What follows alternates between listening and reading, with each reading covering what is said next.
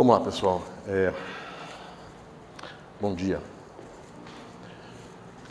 A gente estava discutindo na aula passada, discutimos até encontrar uma maneira de deduzir, de certa forma, ou encontrar, ou extrair as transformações de Galileu, né? Partindo do pressuposto que nós queremos transformações que preservem algumas coisas, né? Então, uma das ideias é que a gente queria preservar essa forma aqui,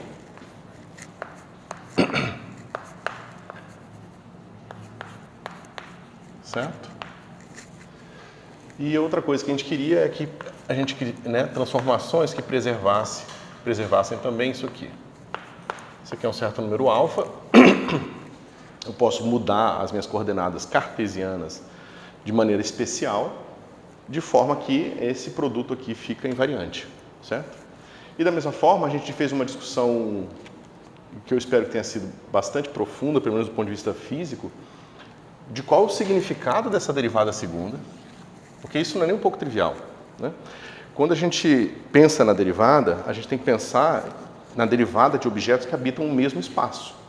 Mas, quando a gente pensa na física que a gente está modelando, como eu falei bastante para vocês, uma foto do seu espaço-tempo, num certo instante t, pode ser medida, né, fazendo, digamos, inferências a partir de pontos aqui. Você mede distância, mede ângulo, né, você tem um ponto aqui, você pode pensar, bom, eu posso imaginar esses dois pontos como vetores da origem, né, eu posso medir um ângulo θ. Isso tudo eu faço com esse objeto aqui, certo? Mas isso não diz pra gente nada sobre o que acontece quando o tempo passa. E a nossa experiência no mundo mostra pra gente que não existe uma maneira absoluta de pensar isso. Um ponto é o mesmo ponto, uma vez que eu escolho o que é ser mesmo ponto, certo? E eu posso fazer essa escolha de maneiras variadas, né? Então, se eu tenho esses dois pontos aqui num tempo t, num outro tempo t1, eu preciso dizer associado a qual ponto esse ponto aqui que estava em t0 está. Então eu digo, não, esse ponto é o mesmo ponto aqui, né? Então o que é ser mesmo ponto em tempos diferentes? Então a gente responde essa pergunta, né, introduzindo um mapa explícito, né? Um mapa possível que a gente pode fazer é um mapa trivial, que a gente diz que a transformação desse tempo para esse tempo aqui é simplesmente assim. Ou seja, por simplicidade, eu vou dizer que o ponto do futuro equivale em coordenadas, em números ali, que eu vou medir nesse plano, ao mesmo número no tempo anterior, aos mesmos pares de coordenadas, tá certo? O que nós vimos é que a gente pode fazer isso de uma maneira mais técnica e descobrir quais são os efeitos sobre a derivada segunda de quando a gente escolhe mapas diferentes que identificam os pontos aqui. E quais seriam esses mapas, né? Então veja, eu estou dizendo que esse ponto aqui é ele mesmo quando o tempo passou. Mas se eu tivesse com uma velocidade constante indo para a esquerda, o mesmo ponto em referência a mim seria o mesmo ponto que está a uma distância, sei lá, aqui da altura da minha testa, certo?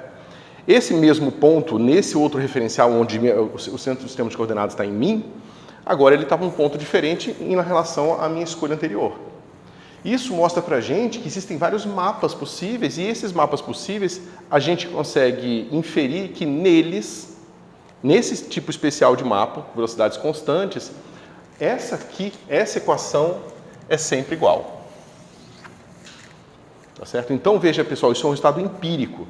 As pessoas foram no laboratório dentro de um trem, movendo a velocidade constante, fizeram experimentos e viram que F continua sendo igual a MA dentro do trem. Fizeram num barco, né? A gente faz na Terra, se você botar num satélite, numa órbita estacionária, né? Num ponto estacionário em relação ao Sol, por exemplo, também vai se comportar igual. Então, essa física aqui, ela não muda para esse caso, para esses mapas especiais aqui, tá certo? Claro que eu posso fazer mapas bastante esquisitos. Posso fazer mapas em que esses pontos se aproximam não, né? É difícil dizer aproximam porque aproximar depende da métrica, né? Mas as coordenadas se aproximam, certo? Eu posso fazer as coordenadas fazerem coisas esquisitíssimas, preservando todas as propriedades geométricas, tá certo? Mas isso aqui não vai ser preservado, certo? O que a gente mostrou na última aula é que, num caso geral, né, a gente mostrou isso aqui. A derivada segunda, dado um mapa qualquer, e aí bota esse D maiúsculo aqui, só para vocês lembrarem que é uma derivada segunda que leva em consideração o transporte dos pontos. Isso aqui vai ser a derivada segunda que vocês estão acostumados, mais uma certa função do tempo M2 aqui, né? Um certo vetor posição. Ok? E que, se você substituir agora isso aqui, você vai ter o quê? Você vai ter que F é igual a MX D2 X DT2 mais M2 de T. Certo? Isso aqui vai ter as mesmas unidades de uma força. E aí, na verdade, a gente vai ver isso mais para frente, a gente vai formalizar isso aí, que são essas forças fictícias que a gente pode colocar. Eu fiz errado, tem um menos aqui. Se eu jogo esse cara para cá, tem um menos.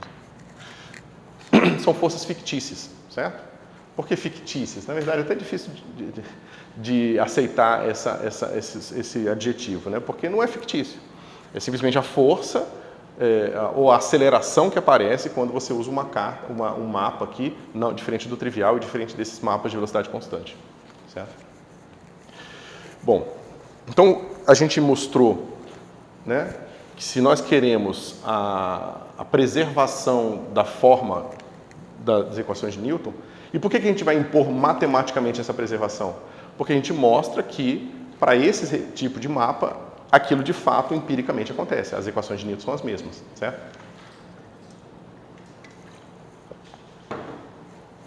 Então, a gente descobre que a gente quer uma classe de mapas em que isso aqui é igual a zero. E a gente viu que para essa classe de mapas, nosso M de T é igual a M0 mais M1, onde agora esses caras são vetores constantes vezes T. Certo? Bom, eu posso fazer esse mapa do jeito que eu quiser, certo? Contanto que ele satisfaça essas condições aqui. Porém, um mapa em que eu estou associando dois tempos diferentes, ele pode ter, nesse caso aqui, um pedaço constante, certo?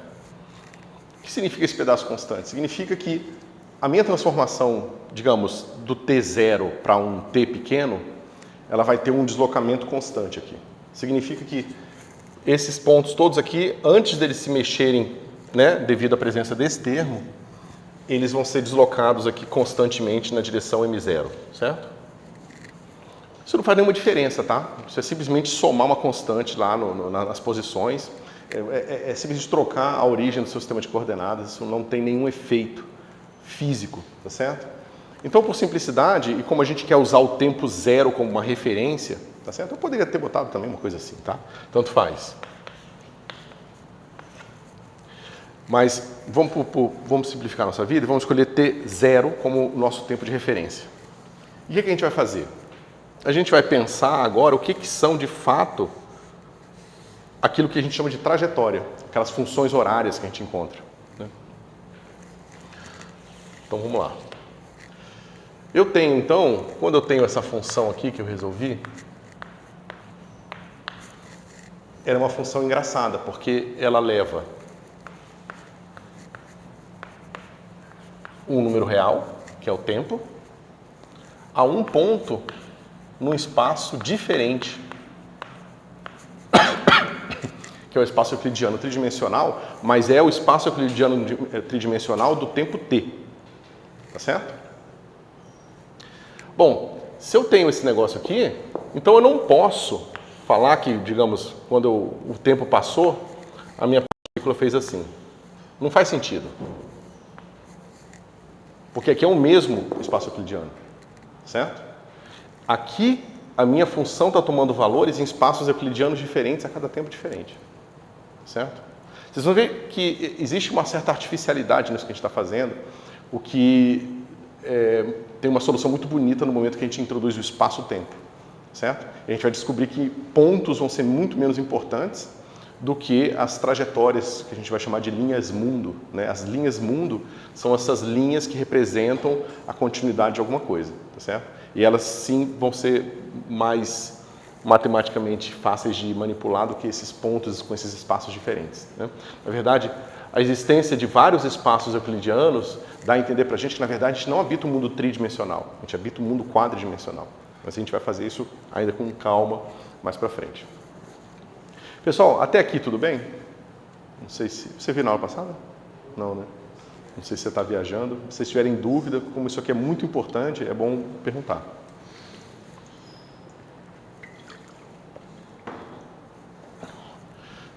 Então, como é que a gente pode fazer?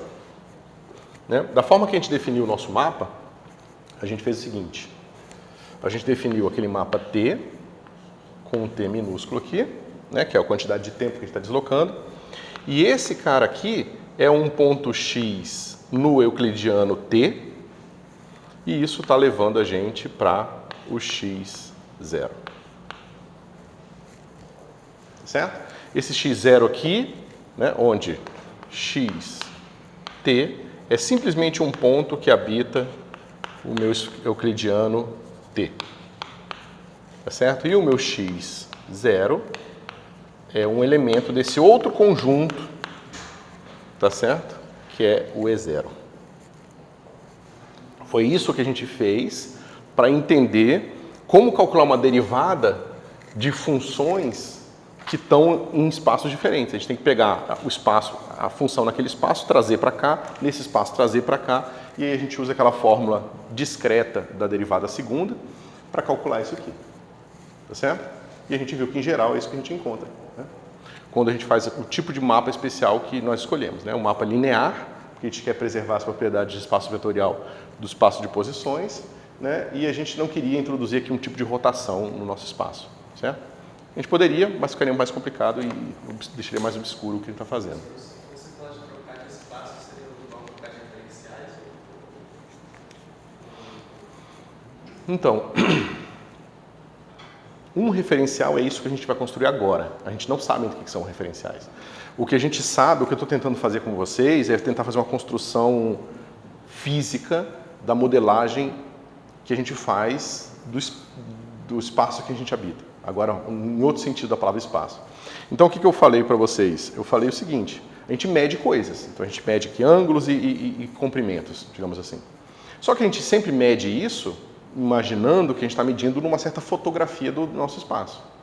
Quando o tempo passa, essa foto pode mudar. A maneira que eu dou significado aos pontos, ou a quais pontos eu associo à nova foto, não precisa ser igual ao que fazia antes. Tá certo? Então a gente discutiu isso bastante na aula passada e mostrou que essas diferenças podem ser mapeadas por esse tipo de transformação aqui. Tá certo? Ou seja, eu digo que este ponto aqui, na verdade, no passado está associado a esse ponto aqui. Certo? Eu tenho essa liberdade de fazer isso. Ok? E, além disso, acho que para você ancorar esse raciocínio, você tem que entender que quando a gente faz um experimento no laboratório, a gente escolhe o cantinho da sala como a origem do nosso sistema de coordenadas.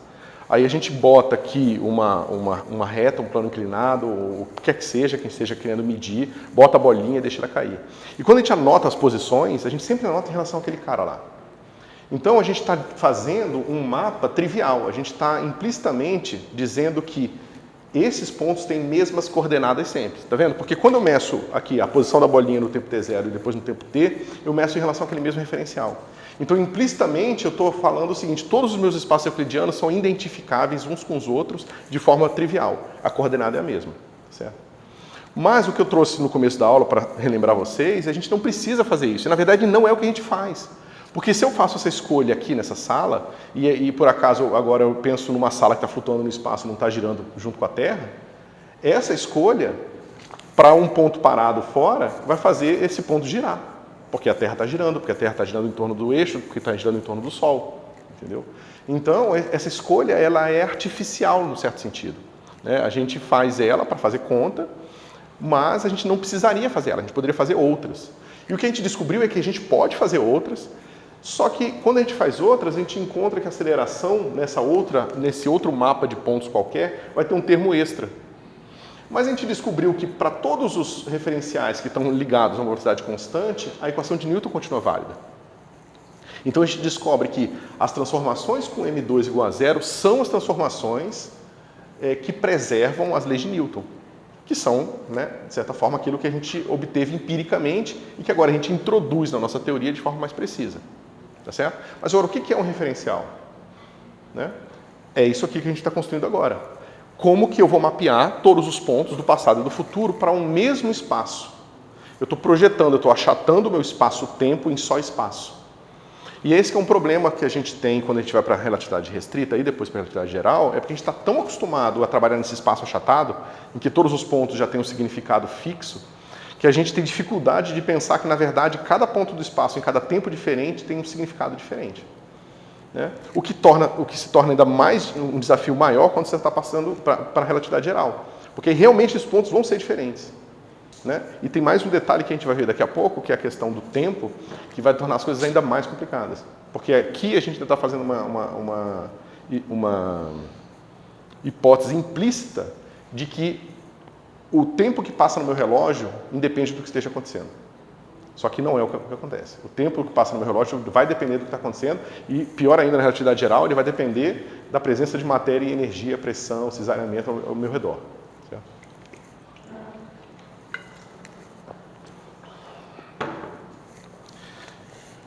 Então tá.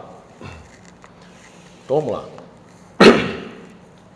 Eu tenho uma equação aqui que me diz quem é a posição no tempo de alguma coisa dado um parâmetro t, certo?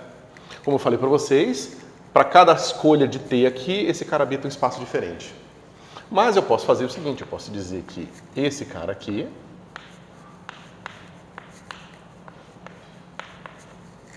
vou botar um t aqui, só para ficar claro que esse cara habita um ponto t, tá certo? Se isso confundir vocês me avisem que eu posso entrar em mais detalhe, mas a gente frequentemente faz um certo jogo com notação que pode ser um certo abuso. Às vezes a gente escreve x como um elemento de um certo espaço euclidiano, só que ora a gente simplesmente usa o mesmo símbolo, só que bota um parêntese na frente, para dizer, né, esse cara aqui no caso é um mapa que leva R em E3. São objetos matemáticos distintos, mas ora a gente usa esse mesmo símbolo para se referir a isso e ora a gente usa para se referir a isso aqui. É claro que geralmente fica óbvio pelo contexto, tá certo? Mas é bom ficar atento que existem essas duas coisas. E por isso que eu estou botando esse T aqui, só para lembrar que esse cara aqui vai ser um ponto no E3T aqui. Tá certo? Então, quando eu faço isso aqui, ó, esse cara aqui vai ser um ponto no 0. Ou seja, é a posição da minha partícula no euclidiano do tempo t, trazida de volta na posição que ela teria, dado o mapa entre os tempos, no tempo 0. Então eu estou trazendo de volta, a partícula anda, eu falo, como é que ela estaria aqui? Ela andou, como é que ela estaria aqui?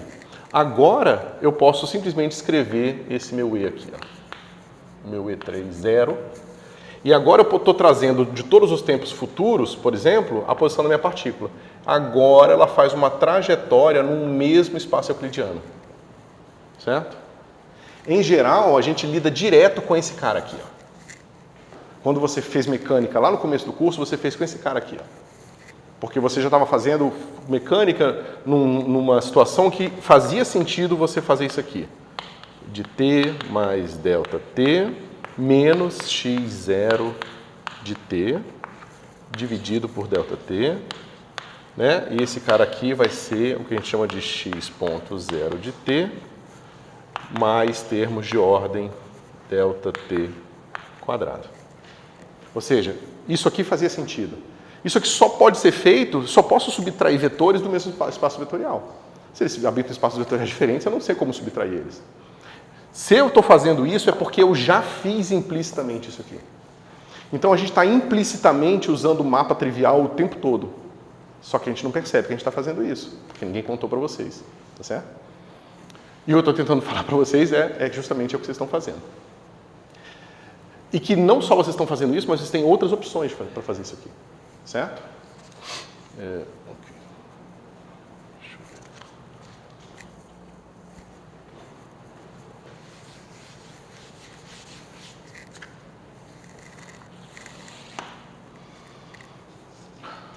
ver. Ok. Isso aqui está claro, pessoal? Deixa eu ver se falta alguma coisa para a gente deixar mais intuitivo.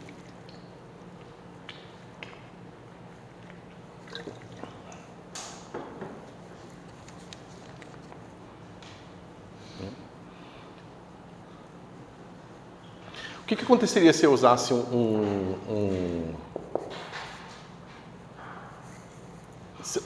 eu estou projetando os tempos futuros nos tempos passados usando um mapa.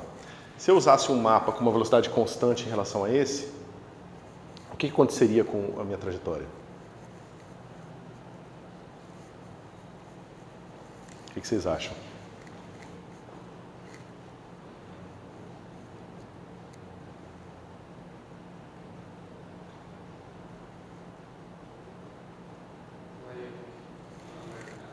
Ó, vamos pegar esse cara aqui, né? Esse é o mapa trivial. Como é que eu vou... Esse cara aqui, ele é assim. Tá? Repare a diferença. Eu estou dizendo aqui explicitamente, eu tinha escrito já ele? Não, né? Eu estou dizendo que a coordenada é a mesma. Tá certo? Agora, se eu disser que eu tenho um mapa linha aqui, que não é o trivial, e ele faz o seguinte. Ele é a coordenada que eu tinha, mais M1T. É um novo mapa. Certo? Se eu aplicar aqui, né? Se eu aplicar esse mapa diferente, eu vou ter linha T do x T. Eu estou fazendo besteira, né? Eu estou chamando T de 1. Né? Esse cara vai ser assim. T mais M1T.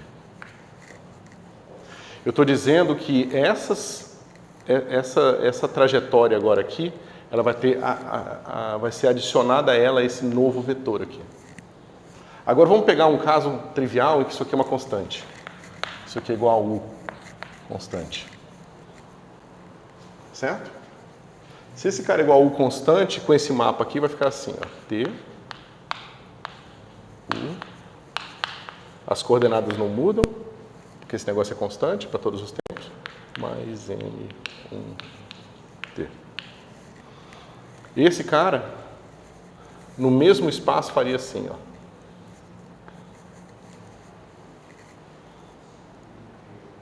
Ele tem as mesmas coordenadas em tempos diferentes, porque é o que eu acabei de falar. Ele tem, essa trajetória tem as mesmas coordenadas em tempos diferentes, mas quando eu projeto aqui agora, como o meu mapa tem esse cara aqui, significa que ter a mesma coordenada significa estar se movendo.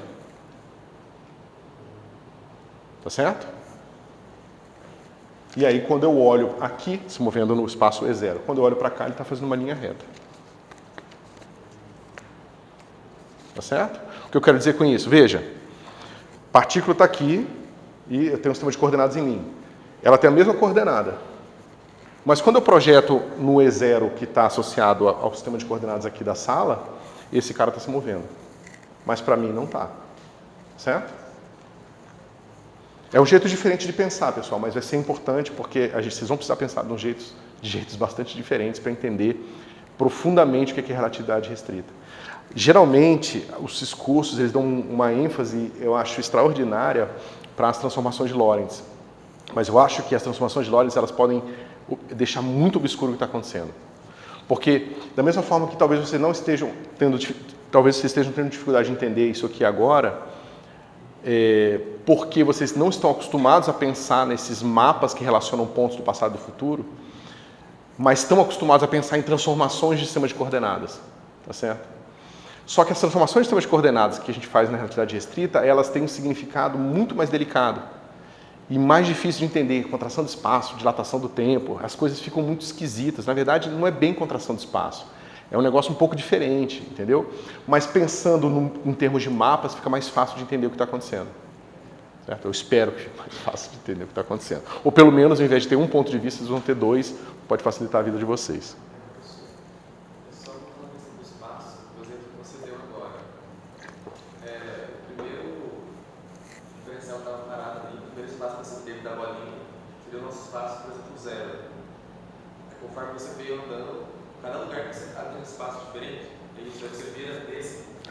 Vamos lá de novo. Eu estou aqui, tem um sistema de coordenadas em mim, tá certo? Eu vou fazer duas escolhas. Uma, eu vou fazer a identificação trivial. Eu vou dizer que esse ponto, ele está fixo em relação ao eixo do sistema de coordenadas que está preso na sala, tá certo? Então, a cada tempo que passa, essa coordenada aqui fica igual, certo? Para aquele sistema. Então, isso aqui seria, digamos, o E0.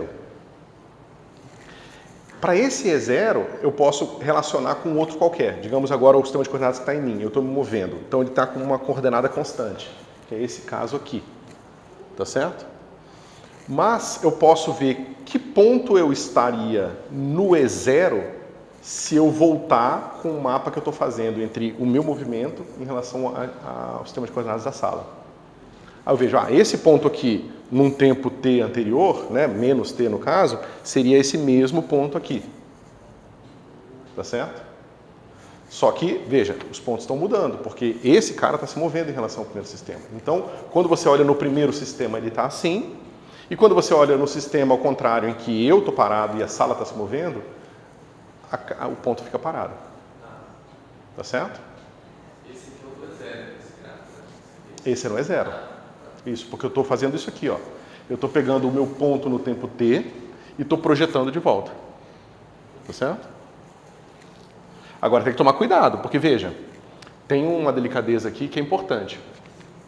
Esse cara tem que ser a solução da equação de movimento na formulação correta.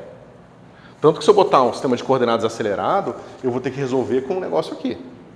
Aí eu posso depois mapear de volta para uma solução de um sistema com outro mapa. Tá certo? E as condições iniciais vão ser diferentes também, porque o significado das coordenadas vão mudar. Então, uma condição inicial num certo sistema de coordenadas vai ser diferente em relação ao outro. Tá certo? O que vai tornar as coisas bastante complicadas, que talvez vocês possam já antecipar um pouco na cabeça de vocês, da forma que a gente está discutindo isso, o próprio conceito de velocidade é muito vago. Porque velocidade, no sistema de referencial, pode existir, no outro não pode não existir. Só que a gente vai ter que fazer alguma coisa com a nossa descrição da natureza para fazer com que uma certa velocidade especial, que vai ser a velocidade da luz, não mude. Então, uma velocidade vai ter um caráter absoluto, enquanto as outras vão continuar sendo relativas. E isso vai mudar tudo. A gente vai ter que achatar nosso espaço, dilatar nosso tempo, fazer alguma coisa para acomodar essa noção de que existe um sistema de coordenadas. Existe uma velocidade que é absoluta, tá certo? Com significado absoluto. Né? Porque uma velocidade menor que a da luz, ela não tem significado absoluto. Né? Ok.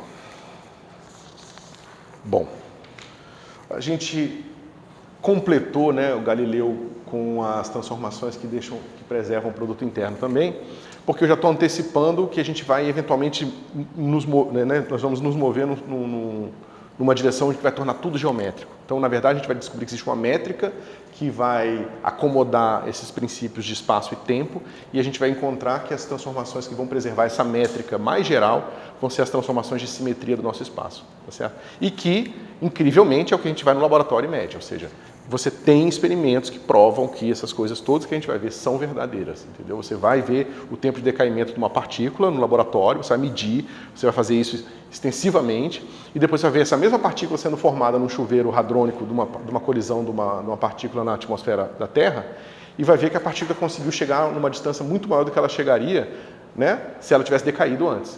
Então, o que pode acontecer, a explicação que se dá para isso é a questão da dilatação do tempo, tá certo? Mas a gente vai ver isso depois com cuidado. Bom. Ok. Já que isso aqui não é complicado o suficiente, a gente vai botar agora campos nisso aqui, porque o que acontece é que a gente fez isso aqui, nós, humanidade, fizemos isso aqui tudo, descobrimos as transformações de Galileu, o Newton construiu todo o arcabouço da física clássica em cima daquilo, né? E eventualmente chega Maxwell e descobre as equações de Maxwell. Descobre, né, completa ali as equações do eletromagnetismo e encontra uma teoria que não é mais estática, né? Porque vocês pensarem, é muito difícil fazer eletromagnetismo na eletrodinâmica no laboratório, né? Então você precisa fazer o quê? Você fazia eletrostática, você bota uma carga aqui, bota um medidor de força qualquer, mede aqui, mede acolá, vê se é isotrópico, vê se não é, vai construindo aquilo de tudo. Incrivelmente, as coisas meio que se conservam, as equações não mudam tanto quando você introduz o tempo, então você começa a construir ali, bota a equação de Faraday, bota isso, bota aquilo, e aí o Maxwell encontra uma forma fechada para as equações inteiras, certo? Então, vamos ver o que acontece com as transformações de Galileu e o eletromagnetismo. Certo? Qual a relação entre essas duas coisas? Né? Para a gente entender essa relação, a gente tem que entender que a gente pode pegar as equações de Maxwell no vácuo, a gente bota um calibre conveniente, que é um calibre de Lorentz, né? E descobre que cada componente ali do campo elétrico e do campo magnético vão satisfazer uma equação de onda assim, né? Certo? Você encontra, está ali nas equações de Maxwell. Mas o que isso aqui... Como é que eu relaciono essas ideias do eletromagnetismo com o que a gente fez e como é que eu aplico as transformações de Galileu no eletromagnetismo? Como é que eu mostro como que o eletromagnetismo responde a uma mudança em que eu mudo o meu mapa de forma constante, né? Eu faço isso aqui, essa escolha aqui, ó. Meu mapa aqui com uma velocidade constante, né? Então vamos lá.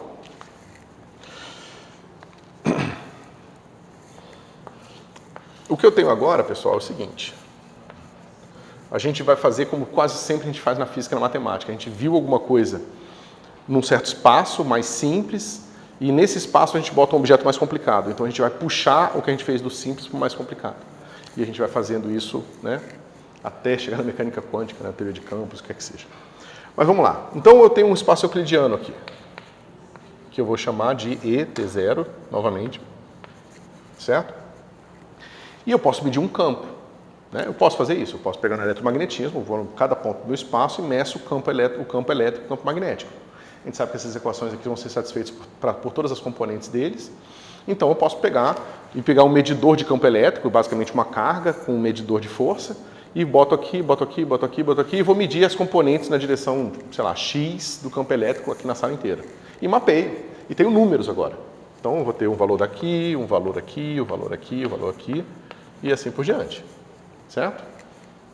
Bom, esse cara vai me dar uma certa função, φ T0, que mapeia pontos do euclidiano de T0 em números reais. É um mapa. Eu fui, tabelei esse negócio todo, construí, agora eu sei fazer medidas aqui, sei, né, calcular a minha função do meu campo elétrico em todos os pontos do espaço.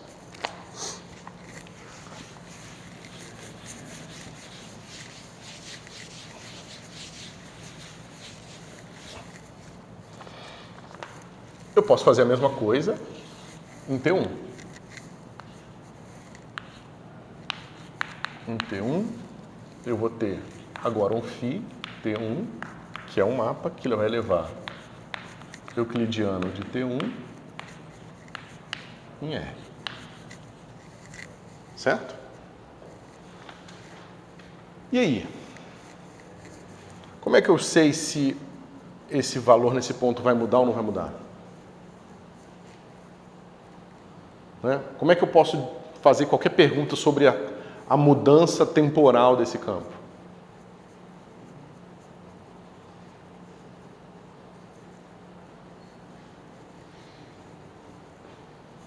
Eu preciso de um mapa de tempo de novo. Né? Porque, veja, se as minhas coordenadas estão fixas em relação ao sistema de coordenadas aqui da sala, então eu meço o meu campo elétrico aqui no tempo t0 e depois meço aqui de novo no tempo t1. Eu tenho um certo valor. Agora, se o meu sistema de coordenadas está amarrado em mim e eu estou me movendo a velocidade constante, eu meço aqui. Isso aqui vai ser o meu campo medido no ponto U, que é uma distância de mim. Depois de passar um tempo, eu estou aqui. E aqui vai ser a medida que eu vou chamar de medida em U. O que eu chamo de medida no ponto U depende do mapa. Sempre relacionando um com o outro. Tá certo? Então eu preciso saber o que eu fiz, o que eu usei como mapa para eu poder associar pontos daqui com pontos daqui. Tá certo? Isso vai me permitir olhar para as equações, né? Vai me permitir ver como que as equações de Maxwell respondem a escolhas de mapas diferentes. Ou seja, se eu calculo as equações de Maxwell, se eu suponho que as equações de Maxwell são verdadeiras no referencial que está parado em relação ao canto da sala, será que as equações de Maxwell ainda vão ser verdadeiras no referencial com velocidade constante? E o que a gente vai descobrir que não é verdade. As equações de Maxwell vão depender do referencial, dada transformações galileanas. Certo?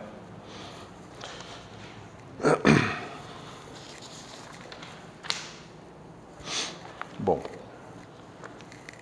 então a gente já fez essa discussão aqui. A gente vai usar que a transformação que leva um ponto x que habita o euclidiano t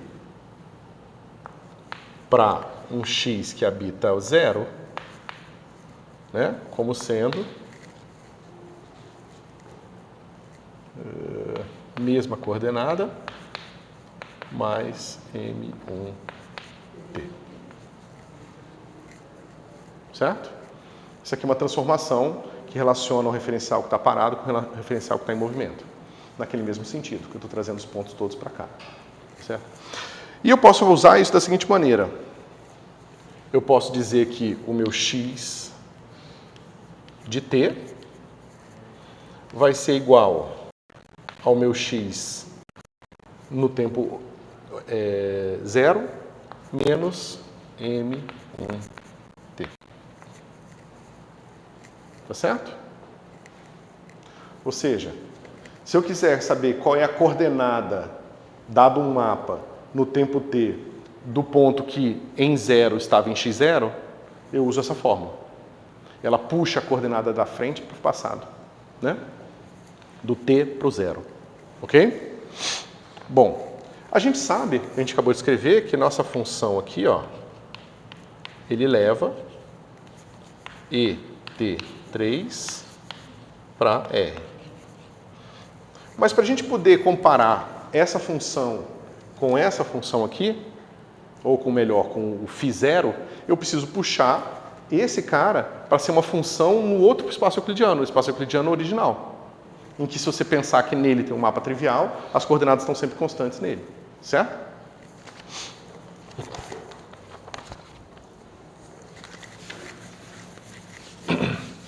Como é que eu posso fazer isso, então?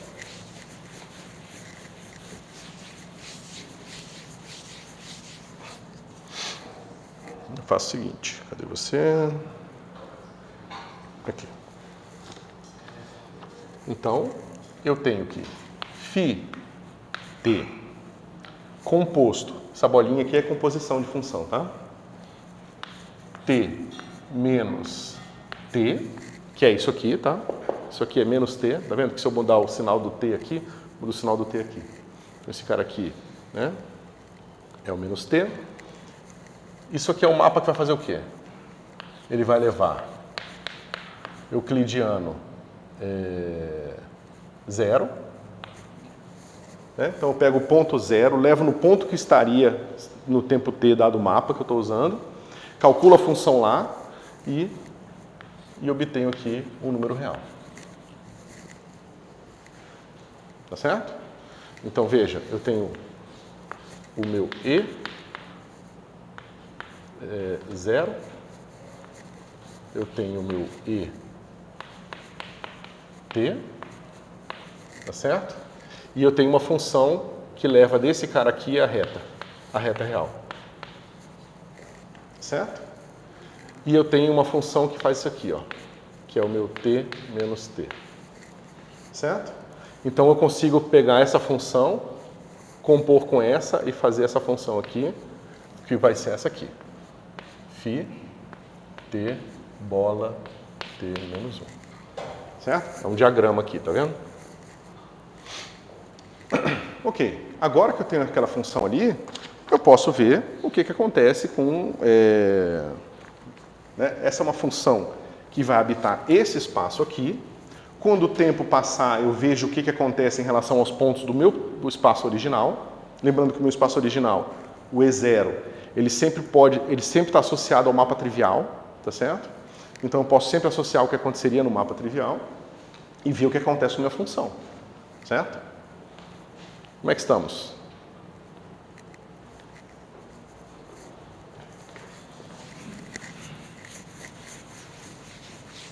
Ó, vamos pensar o seguinte.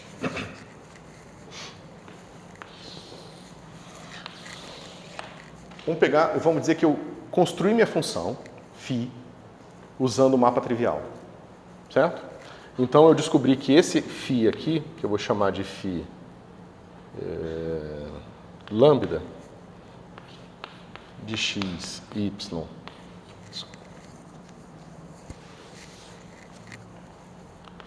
de t e x0. E por que x0, pessoal? Porque aqui o mapa trivial ele leva qualquer x de t em x0, num ponto x0, certo? Esse cara aqui é igual a, sei lá, a vezes x. Então eu medi esse meu campo φ aqui e vi que ele é assim, ele é constante em x, constante em y, constante em z, mas na hora que eu ando na direção x ele vai aumentando. Então o meu campo elétrico aqui está aumentando numa certa direção e ele é constante nas outras, certo? Maravilha. Como que eu veria esse mesmo cara, né, usando um mapa diferente? Ou seja, como que fica esse mesmo cara se eu tivesse agora andando com um certo mapa que está com a velocidade constante? Porque agora é em relação a mim, né, que estou me movendo. O que acontece com essa função aqui? Como é que ela fica? Né, eu sei que o meu φ... Vou botar lambda aqui para a gente... Pronto, só para associar uma coisa a outra. Então eu sei que esse cara aqui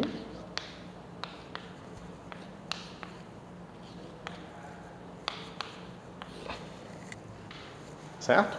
Por que é igual? Porque aqui é o mapa trivial. O T0 e o X0 e o XT são iguais. Então eu posso dizer que esse cara aqui é o mesmo valor, só que já no tempo da frente. Certo? O que acontece agora se eu usar essa composição aqui? Com uma transformação com M1.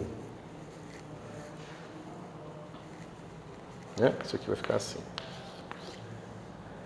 Aí tem que tomar cuidado, porque esse mapa novo agora vai ser a projeção do ponto da frente no ponto de trás, com o meu M1. Ou seja, vai ser como que eu vejo agora esse mesmo mapa, a mesma função φ, num sistema de coordenadas que está em movimento. Tá certo? Então, vai ser x, e aqui eu faço o meu t menos t de x0.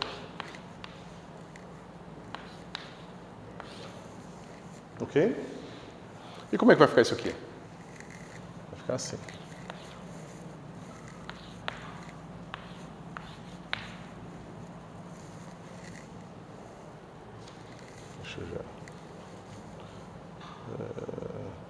Ok. Então esse cara aqui. Deixa eu ver qual é a melhor notação para usar.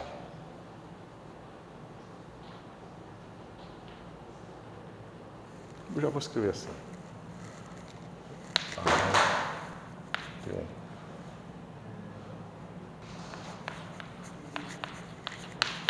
Vai ser igual a lambda x, e aí aqui é com menos, né? Menos m1 coordenada x, t. E agora, o que está acontecendo?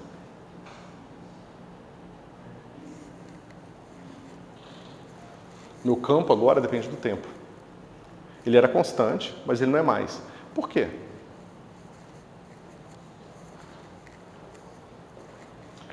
Quando eu estava aqui... Pode falar. Porque a posição depende do tempo.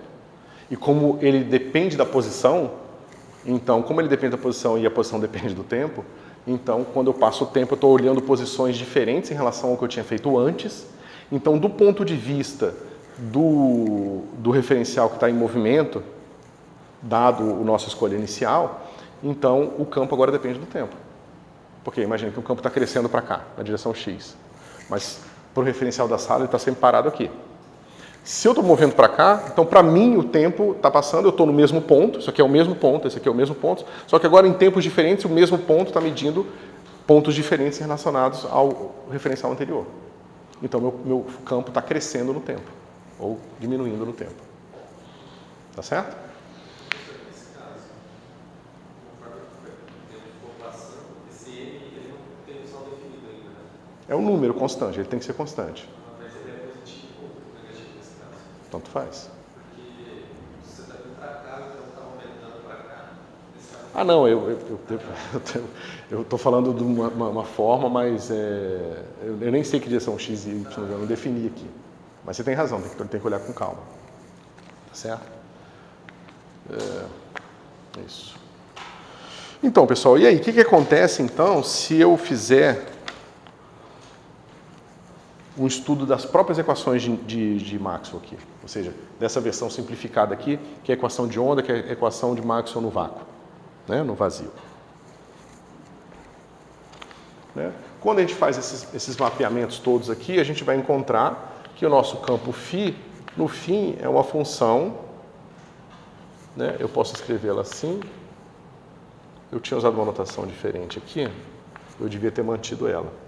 Mas, basicamente, o seu campo, ele é sempre escrito assim. Ele é o campo... Eu até comecei aqui, depois eu fui para essa aqui e eu acho que ficou confuso. Foi.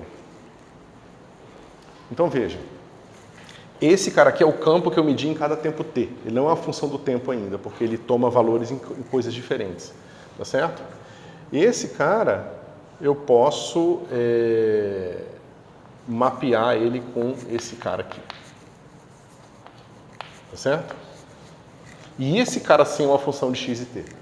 Ou de t e x, no caso. Ok? Que é o que eu estou fazendo aqui embaixo, com um mapa e com outro mapa. Tá certo? Eu fiz dois mapas diferentes. Fica evidente que essa função depende da escolha de mapa. Certo? Ok, mas fundamentalmente essa função aqui é uma função que vai levar R e 3, 0 em R. Essa função é que vocês estão acostumados a trabalhar. É sempre quando vocês estão trabalhando no eletromagnetismo, ou qualquer teoria de campos, vocês estão sempre acostumados a trabalhar com esses campos que tomam valores nesse espaço aqui. Tá certo? E que faz sentido eu subtrair, somar e assim por diante, porque são sempre pontos do mesmo espaço euclidiano. Tá certo? Somado ao fato de que frequentemente a gente vai usar o mapa trivial, então isso aqui fica simplesmente uma função de 4 números que vocês já são habituados e não tem nenhuma nuance a mais. Tá certo? Aqui eu estou mostrando como que a gente pode construir essa função de formas diferentes, usando mapas diferentes. Certo? Ok. Bom, dado isso, como que a gente pode agora aplicar esse operador?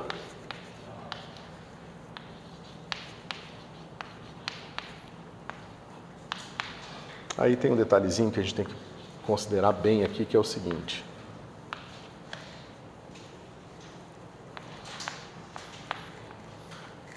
vocês notarem, aqui eu botei derivada parcial, certo? E lá eu botei derivada total. Por que eu estou fazendo isso, pessoal? Porque a maneira que eu vou construir minha função do tempo depende do mapa que eu usei.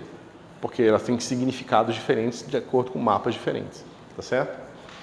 E aqui, a equação que eu encontro é a equação, quando eu olho a derivada desse cara aqui em relação ao tempo, a toda a dependência temporal que ele tem. Quando eu vou no laboratório e faço essa medida aqui, eu estou vendo o que aconteceu quando esse cara variou no tempo, tá certo? Independente de eu estar me movendo ou não, é isso que eu faço, ok? Então, para eu designar a notação matemática que a gente precisa para isso aqui, é usar a derivada total, tá certo? Porque aqui eu quero levar em consideração o fato de que o movimento do referencial vai alterar a maneira que o campo varia ou não no tempo. Tá certo? Ok.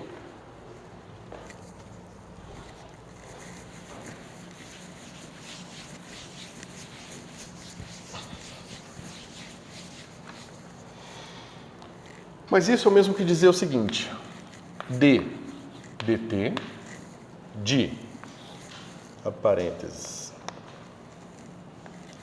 φ t de x menos m1t, né? Ou seja, eu vou derivar essa função aqui com esse mapa, tá certo? Ao fazer isso, o que eu vou encontrar? Isso aqui vai ser a derivada parcial dessa função, calculada no mesmo ponto, né?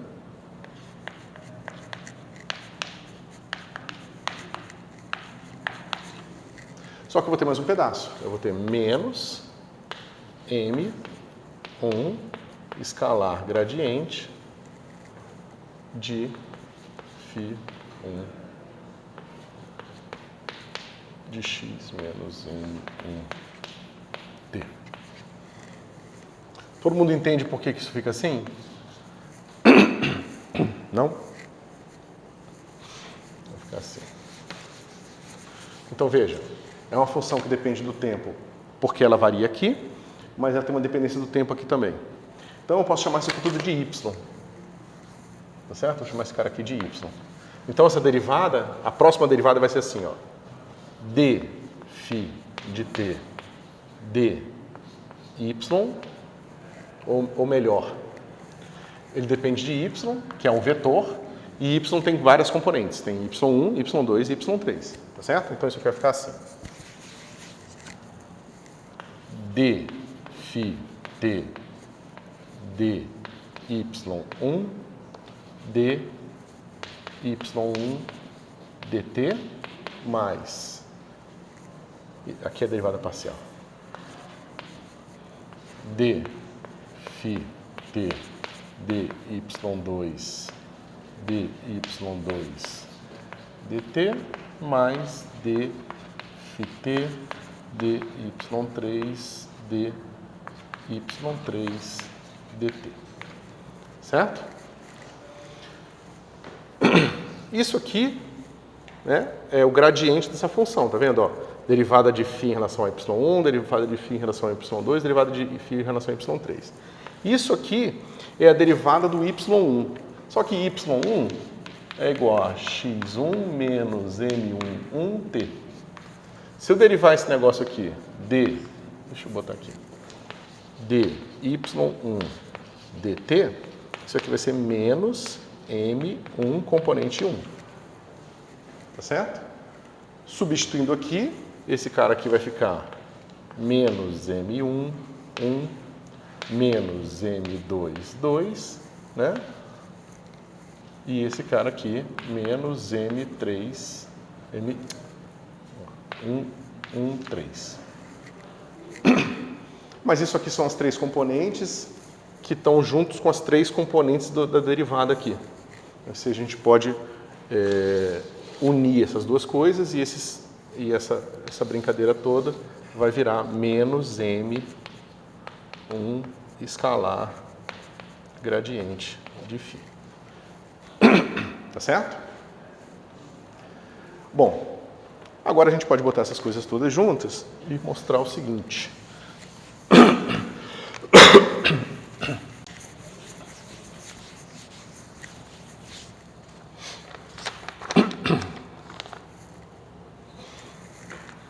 Menos 1 sobre c ao quadrado d2 dt2 mais Laplaciano, tá?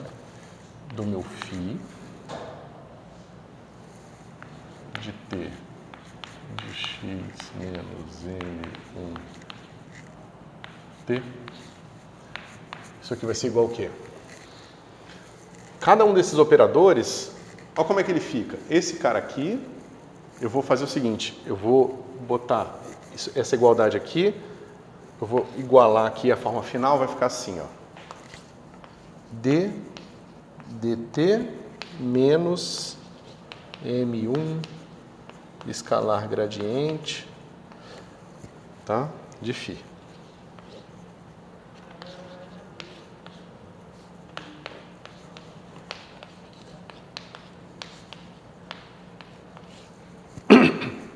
Ok?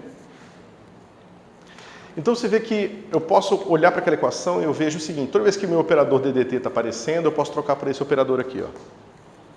Certo? Então, isso aqui vai ficar assim. Deixa eu apagar para a gente ter espaço.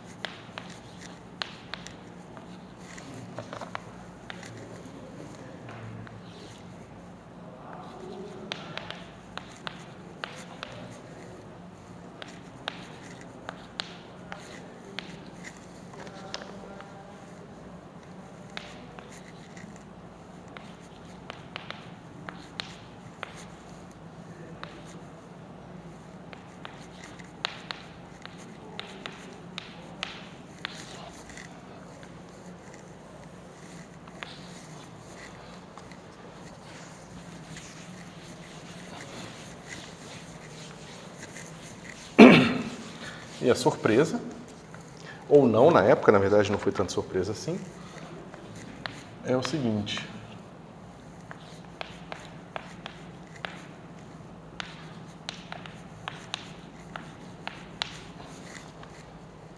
Eu tenho mais dois termos aqui, ó.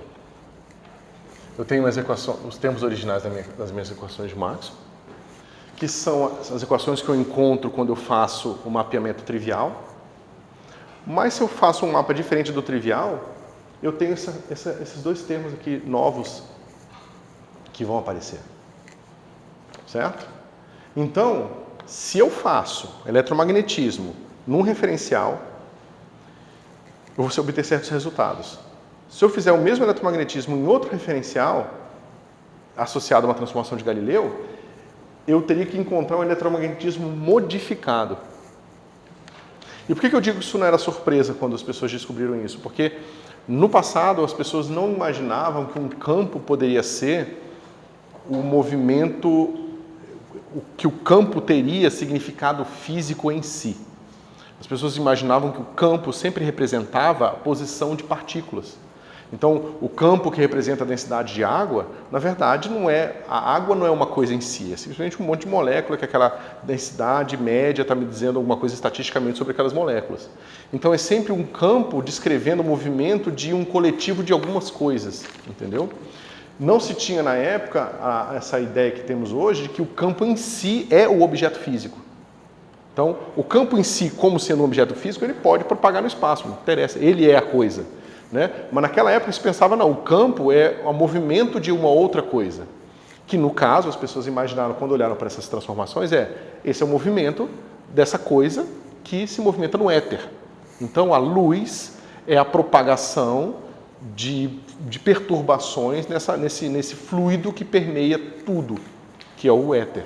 Mas, bom, se isso é verdade, significa que vai existir um certo referencial especial, que é o referencial em que eu estou parado em relação ao éter, em que esses termos vão ser zero. Certo? porque é a propagação de ondas no éter.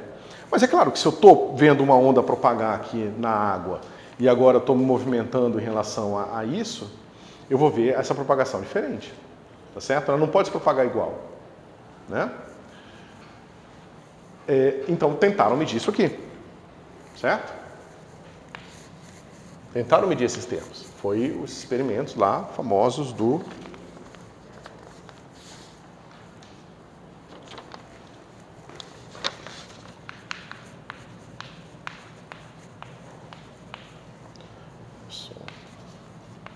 Morley. Então eles foram lá muito corajosamente fazer essas medidas. Por que eu digo corajosamente? Porque, bom, se nós tivéssemos uma velocidade muito grande em relação ao éter, então a gente nunca teria visto essas equações aqui, certo? Essas simplesmente não existiriam, a gente estaria sempre vendo esses caras aqui. Agora, se a gente está a uma velocidade pequena em relação ao éter, significa que a gente precisa de um M1 muito grande para a gente poder fazer essa medida aqui, certo? E qual o maior M1 que a gente tem? Pelo menos o que se tinha na época. É você pegar e considerar o próprio movimento da Terra. Como a Terra está girando, então, se o éter está parado numa certa direção, uma hora ele não vai estar. E a Terra não só gira, mas como ela vai, gira em torno do próprio eixo, mas ela gira em torno do Sol. Então você pode pensar que, bom, em algum momento eu vou estar numa velocidade máxima em relação ao éter. Tá certo? Só que mesmo assim, esse número é muito pequeno. Como eu disse para vocês, a gente tem que estar perto do éter porque o que a gente mede é isso. Então esses números têm que ser pequenos. Para eu conseguir maximizar a eficiência desses termos aqui, eu preciso estar num referencial muito diferente do outro. Ou seja, se eu encontrei um certo referencial da Terra com uma certa velocidade para cá, eu tenho que encontrar o outro que tem o máximo para lá, aí eu meço quando o referencial, nesse referencial e naquele outro, tem a maior diferença de velocidades possível, e aí eu vou ter a maior chance de medir esse cara aqui, certo? Mas esse número é muito pequeno, então o experimento foi extremamente complicado de ser feito. Eles fizeram, e até hoje você pode fazer. E aí você bota limites para esse negócio aqui. Ou seja, você sabe que M1 dividido por C tem que ser menor do que, sei lá, 10 a menos, um monte de coisa. Eu não sei qual é o atual status desse tipo de medida. Mas você pode continuar fazendo medidas assim. É claro que hoje essas coisas são feitas de uma forma muito mais geral, você não testa só isso, você testa várias coisas do eletromagnetismo, que são os limites de quão bom o eletromagnetismo é uma teoria da natureza, né? Então você pode medir desvios do eletromagnetismo, você pode medir experimentalmente ou melhor, o que a gente faz não é muito melhor, a gente bota um lower bound, a gente bota aqui um limite inferior, né? Então, limite superior. É como a massa do fóton, né? A gente nunca vai dizer que a massa do fóton é zero, experimentalmente. A gente pode ter motivos teóricos para dizer que ela é zero, mas experimentalmente a gente não pode. A única coisa que a gente pode fazer no experimento é falar, olha, eu medi esse negócio e estatisticamente eu tenho certeza que esse negócio tem que ser pelo menos menor do que 5. Aí eu melhoro meu experimento. Então, ele pode não ser zero, mas ele tem que ser menor do que 0,1. E aí você pode aumentar a precisão do seu experimento, aumentar, e uma hora você vai falar, não, realmente ele é 0,00001 ou não. Ele tem que ser pelo menos menor do que esse número, entendeu? As teorias estão consistentes estatisticamente com essa hipótese. Então, eles foram botando limites cada vez inferiores nesse negócio aqui. Eles foram melhorando o experimento e falando, olha, tudo bem, como é que se diz? Na verdade, eles foram chegando nesse limite aqui e foram vendo que isso aqui, de fato, não acontece. Aqueles termos ali não existem, certo? Bom, qual é a conclusão, então? Qual foi a conclusão? É que tem alguma coisa errada em alguma coisa que a gente está usando. Ou o eletromagnetismo está todo errado, o que é uma hipótese, uma possibilidade, ou todo errado. Está errado de uma maneira que a gente ainda não entende, tá certo? Ou as transformações de Galileu estão erradas. Ou essa noção de que as teorias vão ser invariantes por essa transformação de Galileu é uma noção errada. Na verdade, as transformações certas são outras, né? E essa foi a conclusão do Einstein, né? Então ele foi o cara que, digamos, peitou encarar essa briga filosófica, né? Porque o que se discute muito sobre as contribuições, o Lorentz fez antes, o Lorentz fez depois, é uma questão que vocês têm que entender a diferença do papel do físico e do matemático, né? Um matemático, ele já se sabia isso há muito tempo, tá? Você pega essas equações aqui, ó. Essas equações são hiperbólicas, você mapeia o grupo de transformações que deixa essas equações aqui invariantes. Você mostra, é uma questão matemática. Uma equação tem um certo formato, Maxwell descobriu, eu sou matemático, eu quero saber todas as possibilidades de deixar essa equação invariante. E aí você mapeia, cataloga e publica aquilo lá. Então isso é o que o matemático faz. Certo? Então sim, sabia-se que existe um grupo de simetria que preserva cada dessas equações e esse é o grupo de Lorentz. Tá certo? O que não se sabia, ou que não se propunha como modelagem do mundo esse é o grupo certo para descrever as transformações de quando eu mudo de referencial inercial. Então, mais coisa tem que acontecer. Alguma coisa tem que acontecer com o tempo, alguma coisa tem que acontecer com o espaço, para que esse grupo seja o grupo correto que descreve as coisas. Tá certo? Bom, então é isso. A gente... Bom, novamente terminei bem mais cedo, mas é a vida. A gente vai agora entender como que a gente implementa o grupo de Lorentz, tá? E vai entender como que o fato de que o tempo não ser mais absoluto vai mudar as coisas pra gente, certo? Porque o que vocês têm que entender é que a gente está fazendo sempre, até agora, nesse curso, a gente está fazendo a seguinte hipótese. A gente tem aqui um espaço euclidiano, a gente tem outro espaço euclidiano, tá certo? E a pergunta é a seguinte: eu tenho um ponto que está aqui e um ponto que está aqui, né? Eu tenho outro ponto que está aqui e um ponto que está aqui. Aí eu associo mapas, né? Eu falo, esse cara está associado a esse e esse cara está associado a esse. A passagem de tempo era uma coisa muito engraçada, porque para um certo instante de tempo, tudo que existe simplesmente não deixa de existir, uma hora chega lá. Mas quando que aquela coisa chega lá? E quando, relativo ao que ela chega lá? Certo? Eu quero dizer o seguinte, se o tempo passa mais devagar para você do que para mim, do ponto de vista da existência de uma linha que leva você do passado para o futuro, a linha vai sempre existir. E eu vou olhar a minha linha, digamos que o tempo passa diferente para mim, e a minha linha vai sempre existir. Então, quando eu olho aqui a passagem do tempo, quando eu olho simplesmente a passagem do tempo aqui, dessas duas linhas, eu vou sempre encontrar aqui um certo instante em que eu digo, esse cara está aqui, esse cara está acolá. Mas isso não está me dizendo nada sobre quanto de tempo está passando para esse cara. Digamos que cada um desses caras viajando nessa linha aqui possui um relógio atômico lá, um negócio hiper preciso, e ele consegue medir o tempo. Não tem nenhuma razão para a gente acreditar que, né, veja, essas linhas vieram aqui e esses caras se encontraram. Vamos lá, eles vieram até aqui, eles estão conversando aqui. Eles sincronizaram o relógio deles. Tá certo? Eu escolhi arbitrariamente esse instante para dizer que é o tempo final. Os dois sempre vão chegar lá. Eles sempre vão chegar, porque o tempo sempre passa para todo mundo, para todas as coisas, a não ser que elas desapareçam, né? Então, sempre vai existir um momento em que os dois estão lá, sincronizados, no sentido de que estão naquele mesmo tempo, ou naquilo que eu defini como mesmo tempo. A questão é que não tem nenhuma razão para acreditar que o relógio desse cara fez o mesmo número de tiques do que o relógio desse cara aqui. Não tem nenhuma razão a priori para a gente fazer isso. Tá certo?